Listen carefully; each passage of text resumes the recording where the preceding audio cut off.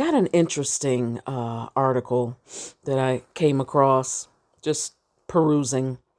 Um, when a pastor and a pole dancer fall in love. I love love. Okay, this is going to be kind of long, but I'll try to get through it as quickly as I can. Uh, yes, this actually did make the New York Times. So it was a seemingly unlikely match. One afternoon in December 2013, Delijah Amelia Franklin, a pole dancer and instructor, approached Willie Dwayne Francois III, a pastor outside First Corinthian Baptist Church in Harlem. Oh, Miss Franklin only meant to introduce herself, but he was entranced. It was the beauty of the contradictions, he said, that drew them together. Their lives are very different vocationally. Their lives are very different vocationally, but they met at a place of faith after all. He was preaching and she was listening.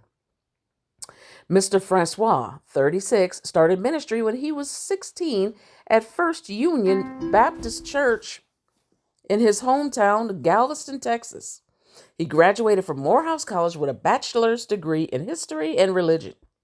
Then he received a master's of divinity from Harvard, followed by a doctor of ministry in a church leadership and community witness from Emory University.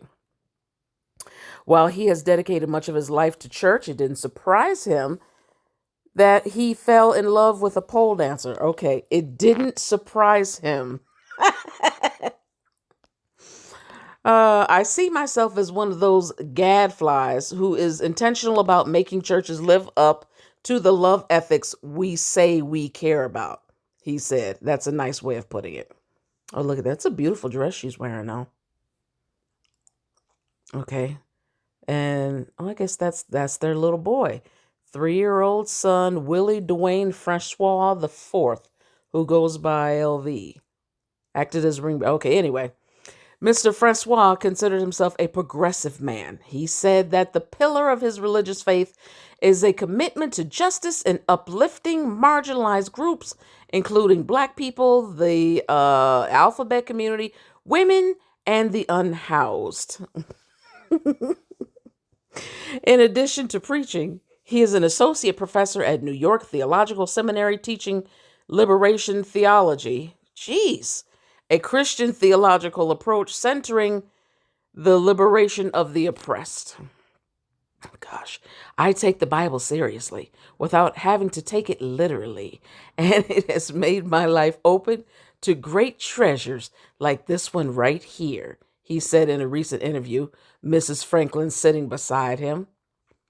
Sometimes that does put him at odds with fellow clergy members and congregants, including when he first told them about Ms. Franklin. He said they responded by telling him, "Yo, you're a pastor. You can't date a stripper. You just can't do that." Though Ms. Franklin is not a stripper, her career as a professional pole dancer and instructor was often misunderstood by members of the church. I guess I'm misunderstanding it. I didn't know that stripper and pole dancer excluded each other. Anyway, she said that she never degrades the work that strippers do because, quote, without strippers, there would be no pole dancing. I had to re-articulate with levels of specificity about how her work differs from the work that they were all familiar with in strip clubs, Mr. Francois said. Oh, Ms. Franklin, 38, who is from Warren, Ohio, graduated from Ohio University with a bachelor's degree in nutrition and exercise science. She moved to New York in 2007 to pursue a career in dance. Her friend pulled her into pole dancing classes at Crunch Fitness, and at first she was unsure about it. She grew up in a religious household and attended church regularly. She even sang in the choir and was an usher. But she was hooked to pole dancing, but she refused to be ashamed of it. She started signing up for pole dancing competitions around the country, where she often won first place. She also started teaching pole, even traveling internationally to host classes. In 2014, from Mr. Francois' couch, she founded Black Girls Pole, an organization that educates black women about pole dance and fitness. She was the first person that I told about Black Girls Pole and how I wanted to make this organization that really lifted up and empowered black women to try pole fitness. She said, while breaking down the stigmas and stereotypes attached to it. Okay. And Mr. Francois has always been her biggest supporter. I'm sure he has. When they first met at Sunday service in 2013, Ms. Franklin had been going to the church since she moved to New York, and it was Mr. Francois's first day there as a staff member. I'd never heard anyone preach like this, she said. After the sermon, as she and her friends were congregated outside the church and making brunch plans, she saw him standing there and decided to walk up to him. But he sort of froze when she complimented his preaching. I thought she was absolutely stunning, he said, and I still do today. Afterward, he fished for more information about Ms. Franklin by asking a mutual friend, Lawrence Young, a member of the congregation, about her. They look so happy. About a week later, Mr. Young asked her what she thinks of Mr. Francois. I was like, Pastor Willie? He's a pastor, she recalled thinking. What am I supposed to think of him? Yes, she thought he was cute, but she immediately pushed those thoughts aside because of his status in the church. Bullshit! They started seeing each other regularly after church and in group hangouts.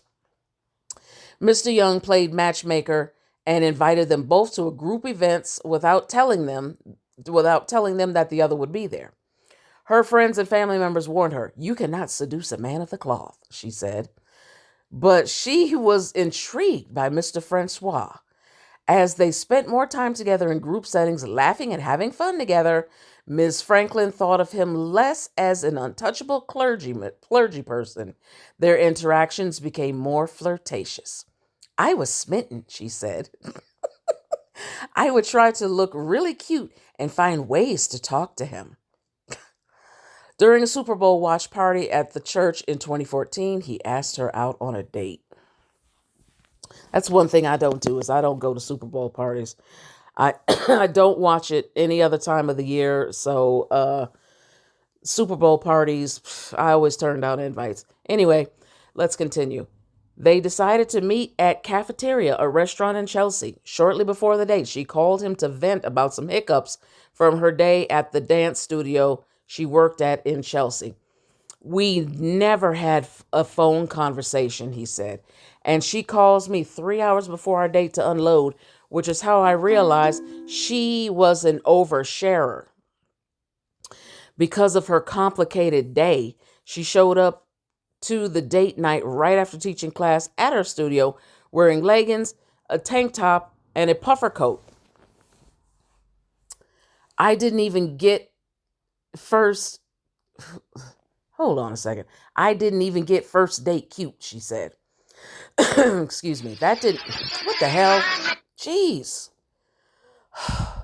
That date was mostly her talking with him listening. That didn't faze him either. I talked his ear off. I'm amazed that he came back for a second date, she said. They began meeting every Thursday. You know, okay, I don't really care about their first, second. Lord have mercy. Look at this. Never pass up a chance to bust it wide open, okay? Even at the pastor's reception.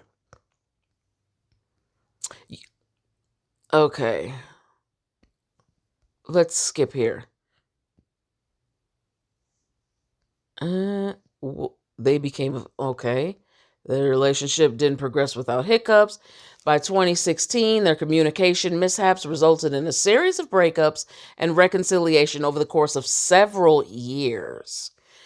It's not one of those fairy tale narratives, Mr. Francois said. In June 2020, they welcomed their son, Willie Dwayne Francois IV, marking yet another instance in dealing with judgment from their community. If it was any other couple, it would have been okay, Ms. Franklin said. But of course, it had to be the pole dancer and the pastor. Well, yeah, it was. While their relationship was still rocky after the birth of their son, they pushed through their trials by waking up and changing diapers, he said. Okay. Eventually, they found their strides as partners and new parents. Neither regretted their nonlinear path. I'm almost glad it took them this long. Okay. Mr. Francois proposed in December 2022 on a cold night in front of First Corinthian Baptist Church where they first met. 10 years later. No wonder she's so happy. The two live together in Pleasantville, New Jersey. Mr. Francois is now a senior pastor at Mount Zion Baptist Church in Pleasantville. He is also the president of a nonprofit organization, Black Church Center for Justice and Equality. Ms. Franklin is the chief executive of Black Girls Pole and the founder of SATA Wellness, a movement space and pole dancing studio opening in Brooklyn's Industry City on October 16th. Wow. So you know what? I'm glad that these stories are coming out now because there have been people, that's a nice picture. There have been people like myself and a few others that have been talking about the freakiness and debauchery that goes on in the Lord's church every day. Pastor and pole dancer. Doesn't surprise me at all.